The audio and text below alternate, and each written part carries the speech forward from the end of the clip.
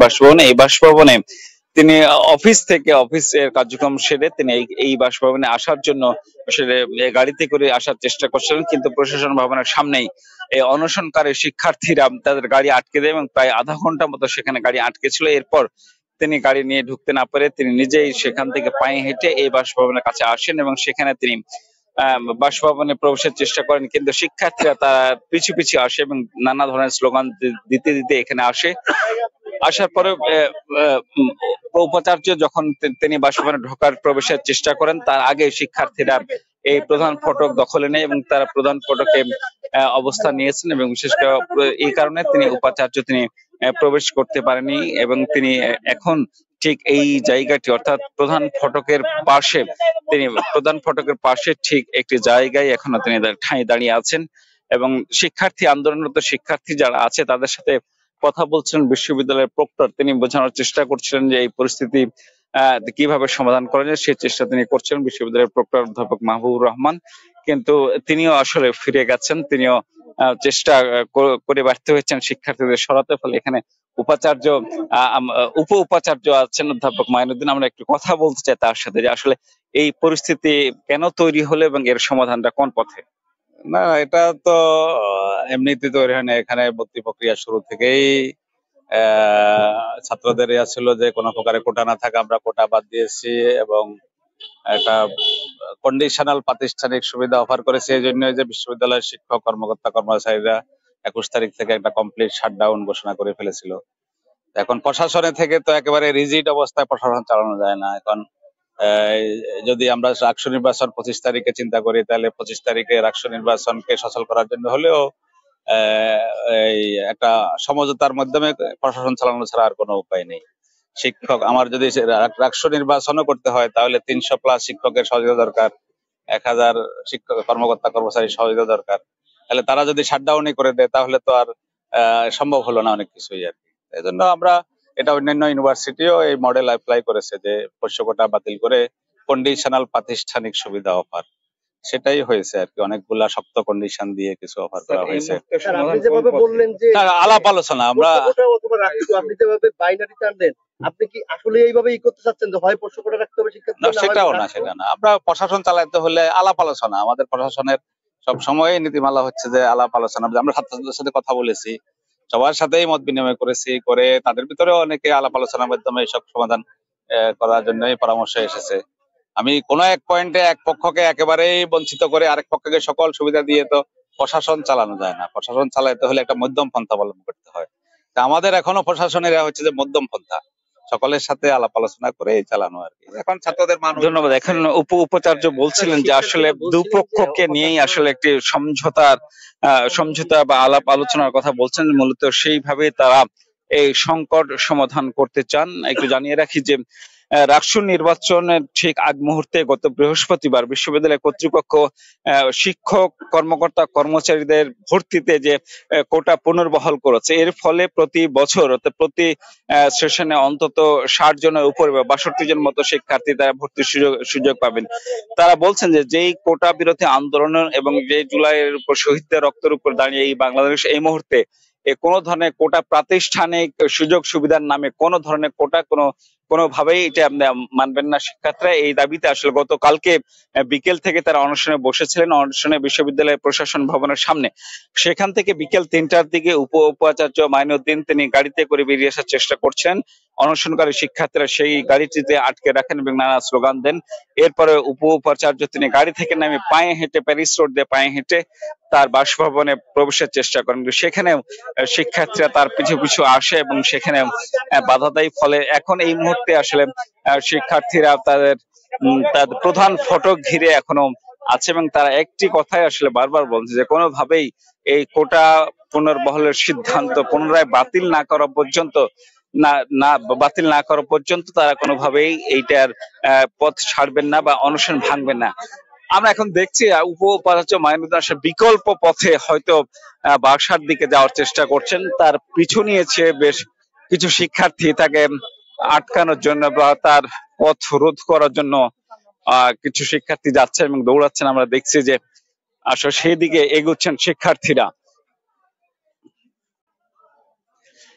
বিশ্ববিদ্যালয়ে এই কোটার ইতিহাস যদি একটু বলি, যে বিশ্ববিদ্যালয় প্রতিষ্ঠার প্রায় 80-র দশক বা তার আগে থেকে আসলে বিশ্ববিদ্যালয়ের শিক্ষক কর্মকর্তা কর্মচারীরা তাদের সন্তানদের ভর্তিতে একটি বিশেষ সুবিধা পেতেন, এবং এক পর্যায়ে দেখা যায় যে বেশ কয়েক বছর আগে ফেল করা শিক্ষার্থী অর্থাৎ ফেল করা সন্তানরাও পোষ্য কোটায় ভর্তির সুযোগ পেয়েছিলেন। এই নিয়ে সে সময় তুমুল আলোচনা হলেও সেই পোষ্য কোটাটি বহালই ছিল, কিন্তু জুলাই বিপ্লবের পরে শিক্ষার্থীরা তুমুল আন্দোলন করেন, এবং এই আন্দোলনের প্রেক্ষিতে গত 2 জানুয়ারি শিক্ষার্থীদের আন্দোলনের প্রেক্ষিতে বিশ্ববিদ্যালয় কর্তৃপক্ষ একদম পোষ্য কোটা একেবারে বাতিল ঘোষণা করে। এরপর শিক্ষার্থীরা আনন্দ উল্লাসে ফেটে পড়েন এবং কোটার প্রতীকে কবর দেন, কিন্তু শিক্ষার্থীরা বলছেন সে কবর থেকে কোটা ফিরিয়ে আনার কোনো সুযোগ নেই, কোনোভাবেই তারা এটি মানতে চান না। আমরা এখন দেখছি বিশ্ববিদ্যালয়ের প্রভিসি প্রশাসন অধ্যাপক মাইনুদ্দিন তিনি বিকল্প পথে আসলে যুবলী ভবনের দিকে যাওয়ার চেষ্টা করছেন। শিক্ষার্থীরা তার পিছু নিয়েছে, দৌড়ে দৌড়ে তার আগে যাওয়ার চেষ্টা করছেন, এবং তারা বলছেন যে কোনোভাবেই তাকে যুবলী ভবনে প্রবেশ করতে দেওয়া হবে না। যুবলী ভবন মূলত শিক্ষক লাউঞ্জ। এখানে শিক্ষকদের কিছু শিক্ষকদের বাসস্থান আছে বা থাকার জায়গা আছে, এবং পাশাপাশি শিক্ষকরা মূলত এখানে ক্লাব হিসেবে এটি ব্যবহার করেন। সন্ধ্যার পরে মূলত এখানে শিক্ষকদের বসার জায়গা বা আড্ডা দেওয়ার জায়গা। বাসায় ঢুকতে না পেরে উপ উপাচার্য অধ্যাপক মাইনুদ্দিন তিনি চেষ্টা করছেন যুবলী ভবনে উঠতে। আমরা দেখছি তার পথ রোধ করার জন্য শিক্ষার্থীরা আসলে মানব প্রাচীর একটি গড়ে তুলেছে, এবং হাতে হাত দিয়ে তারা তাকে বাধা দিচ্ছেন, কোনোভাবেই যাতে তিনি প্রবেশ করতে না পারেন সে চেষ্টা করছেন। এখানে প্রক্টরের নেতৃত্বে শিক্ষার্থীদের বোঝানোর চেষ্টা চলছে, এবং তাকে কোনোভাবে যুবলী ভবনে প্রবেশ করতে পারেন কিনা সে চেষ্টা চলছে।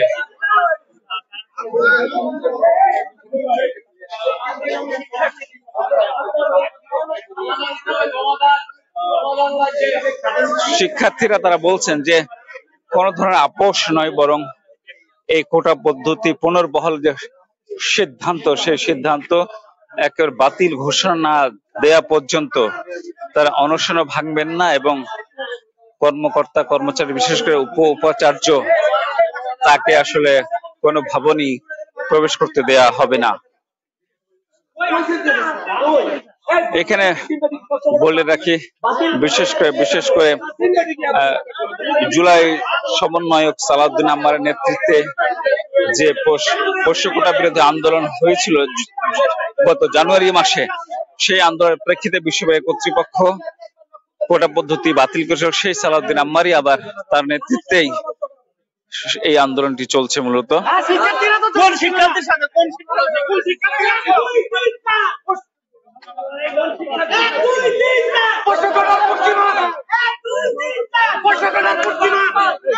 উত্তেজিত বিক্ষুব্ধ শিক্ষার্থীরা নানা ধরনের স্লোগান দিচ্ছেন।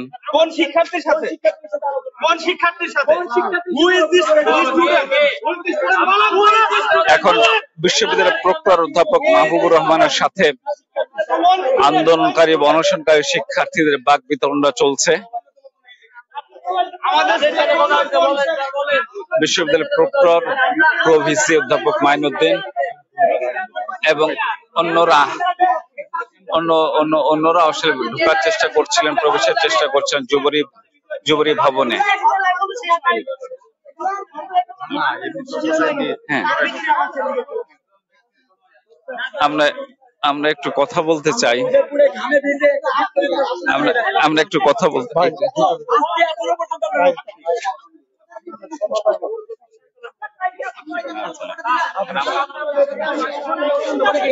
স্যার একটু বলতে চাই, যেহেতু শিক্ষার্থীরা আন্দোলন প্রায় 24 ঘন্টা অনশন হয়ে যাচ্ছে, আপনারা আসলে কি ধরনের ব্যবস্থা নিতে চান নিচ্ছেন? আমাদের ব্যবস্থার মধ্যে আমি প্রক্টর হিসেবে বলতে চাই, আমি সার্বক্ষণিক আমাদের শিক্ষার্থীদের সঙ্গে যোগাযোগ রক্ষা করে চলছি।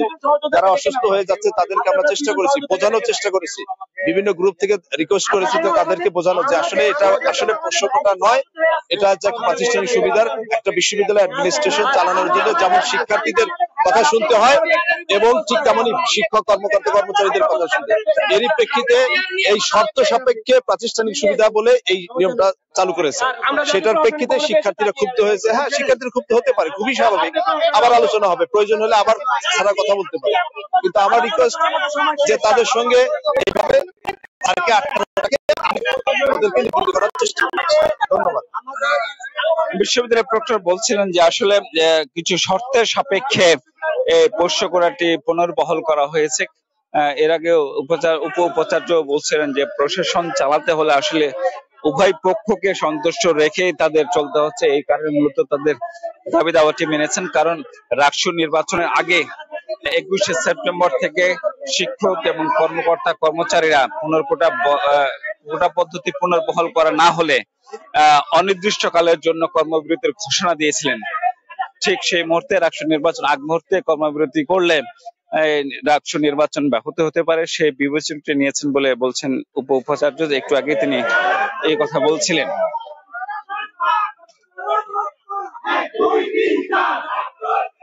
এই মুহূর্তে বিশ্ববিদ্যালয় ক্লাব যে জুবুরি ভবন, সেই জুবুরি ভবনের সামনে উপ উপাচার্য এবং প্রক্টর আছেন, তাদেরকে সেখানে অবরুদ্ধ করে রেখেছেন আন্দোলনকারী শিক্ষার্থীরা। একটু আগে উপ উপাচার্য অধ্যাপক মাইনুদ্দিন তিনি এই ভবনে বাসায় প্রবেশ করতে, শিক্ষার্থীদের বাধায় বাসায় প্রবেশ করতে না পেরে জুবুরি ভবনে আসার সিদ্ধান্ত নেবে এবং তিনি পায়ে হেঁটে এখানে আসছিলেন। এখন কথা বলছেন গণমাধ্যম কর্মীদের সঙ্গে উপ উপাচার্য। আমরা একটু যুক্ত হতে চাই। এটা ব্যক্তি আক্রোশ প্রকাশ পাচ্ছে, কোন গোষ্ঠী বা কোন ছাত্র গোষ্ঠী এই ধরনের ব্যক্তি আক্রোশ নিয়ে কাজ করতেছে আমার জানা নেই। তবে এই ধরনের আন্দোলন রাজশাহী বিশ্ববিদ্যালয় ক্যাম্পাসে এখনো হয়নি। যে I M A part of total administration, আমাকে ক্লাবে বসতে দিবে না, আমার বাসায় ঢুকতে দিবে না, খাইতে দিবে না, আমার বাসার গেটে তালা আটকানো হয়েছে, এটা ফ্যামিলি লাইফকে হ্যাম্পার করা হবে, এই ধরনের আন্দোলন আমরা দেখিনি। আমরা দাবি আদায় হইলেও এটা টোটাল অ্যাডমিনিস্ট্রেশন এটা দেখবে, কিন্তু একজনকে জিম্মি করে আন্দোলন, এটা এটা এটা মনে হয় না এটা আন্দোলনের কোন লাইন। এই পরিস্থিতি থেকে উপাচার্যের সাথে কি আপনার যোগাযোগ হয়েছে কিনা? আমার সাথে ওখানে আমি তো একসাথেই ছিলাম। আমি দুপুরে নামাজ পড়ে এসে পরে খাতে আসছি, আমার গাড়ি আটকাইছে এবং আমার কেন্দ্রিক একটা আন্দোলন মনে হচ্ছে। এটা আমি ব্যক্তি আক্রোশ, আমার কাছে মনে হচ্ছে যে কেউ চরিতার্থ করতে চাচ্ছে। যদি কেউ সমাধান চায় টোটাল অ্যাডমিনিস্ট্রেটিভ বডিতে সমাধান হবে। আমি একা প্রবাসী জেলার কোন সমস্যার সমাধান করতে পারি না। এখানে কোন আন্দোলন পরিচালিত হচ্ছে এবং সেখানে আমার কি অপরাধ, আমরা টোটাল যত সিদ্ধান্ত এটা অ্যাডমিনিস্ট্রেটিভ ভাবেই হয়েছে। শিক্ষার্থীদের অভিযোগ প্রায় 24 ঘন্টা হয়ে যাচ্ছে অনশনের, কিন্তু প্রশাসনের পক্ষ থেকে কোনো উদ্যোগ নেয়নি। মাননীয় উপাচার্য ছাত্রদেরকে রিকোয়েস্ট করেছে, আমাদের প্রক্টর সাহেব রিকোয়েস্ট করেছে, ওনারা গিয়েছে, আমাদের পক্ষ থেকে চেষ্টা হয়েছে। এমন নয় যে 24 ঘন্টায় কোনো প্রকারের চেষ্টা হয়নি। উপ উপাচার্য বলছিলেন যে আসলে বিশ্ববিদ্যালয়ের প্রশাসনের তরফ থেকে আন্দোলনকারীদের অনশন ভাঙানোর চেষ্টা করা হয়েছিল, কিন্তু তারা দাবিতে অনড়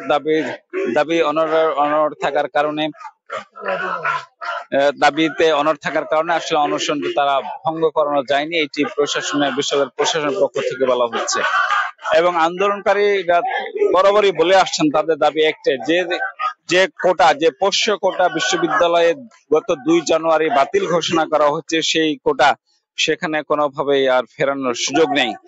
যদিও শিক্ষক কর্মকর্তা কর্মচারীদের পক্ষ থেকে বলা হয়েছে যে অন্যান্য যে পাবলিক বিশ্ববিদ্যালয় রয়েছে সেই বিশ্ববিদ্যালয়গুলোতে এই ধরনের পোষ্য কোটা পদ্ধতি চালু রয়েছে, কাজেই দেশের অন্যান্য বিশ্ববিদ্যালয়ে এই নিয়ম চালু থাকলে বা এই প্রথা চালু থাকলেও রাজশাহী বিশ্ববিদ্যালয়ে কেন থাকবে না, সেটি তাদের যৌক্তিকতা নিয়ে প্রশ্ন তুলেছেন। এবং কর্মকর্তা কর্মচারীদের পক্ষ থেকে কয়েকদিন আগে হাইকোর্টে উচ্চ আদালতে একটা রিট করা হয়েছে। সেই রিটের প্রেক্ষিতে হাইকোর্ট বিশ্ববিদ্যালয় কর্তৃপক্ষকে আসলে লিগ্যাল নোটিশ পাঠিয়েছেন বা কারণ জানতে চেয়েছেন আসলে যে কেন এই কোটা পোষ্য কোটা পুনর্বহাল করা হবে না। তবে আমরা কথা বলেছিলাম বিশ্ববিদ্যালয় কর্তৃপক্ষের সঙ্গে, তারা জানিয়েছে যে তারা হাইকোর্টের জিজ্ঞাসার জবাব যে এখনো দেননি, সেটি প্রক্রিয়াধীন আছে জবাব। তো রাজশাহী বিশ্ববিদ্যালয়ে গত 24 ঘন্টা ধরে যে অনশন চলছিল, বিশেষ করে পোষ্য কোটা বাতিলের দাবিতে, সেই গড়ে ওঠা আন্দোলনের সর্বশেষ ছিল আমার কাছে এই।